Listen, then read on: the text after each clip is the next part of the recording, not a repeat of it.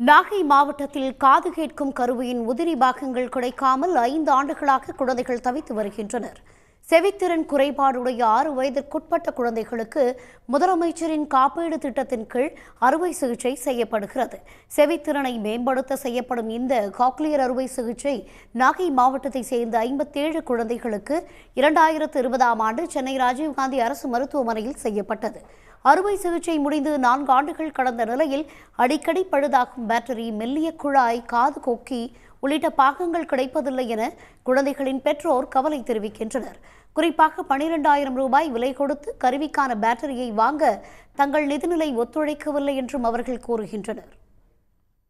2 வருஷமாக நாங்கள் பாடுபட்டு பேச்சு பயிற்சி தரேன்னு கொடுத்துருக்கோம். இப்போ மிஷின் கருவி அடிக்கடி பால்ட் ஆகுது.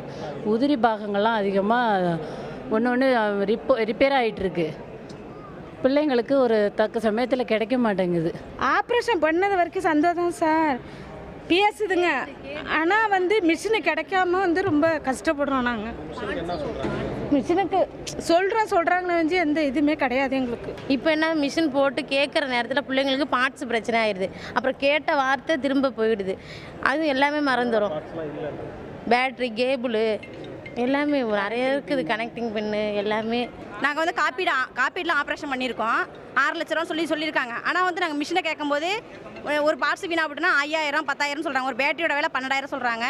ஒரு கேபிளோட விலை 5,000 சொல்கிறாங்க. அதை போய் எங்களால் காசு கொடுத்து வாங்க முடியாது சார்.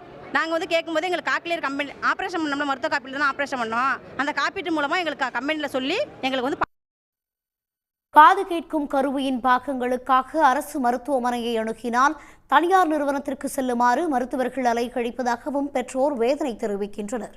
செவித்திறன் பாதிப்புடைய குழந்தைகளுக்கு தேவையான காது கேட்கும் கருவியின் உதிரி பாகங்களை அரசே வழங்க வழிவகை செய்ய வேண்டும் என்று சர்வதேச காது கேளாதோர் தினமான இன்று பெற்றோர் கோரிக்கை விடுத்துள்ளனர்.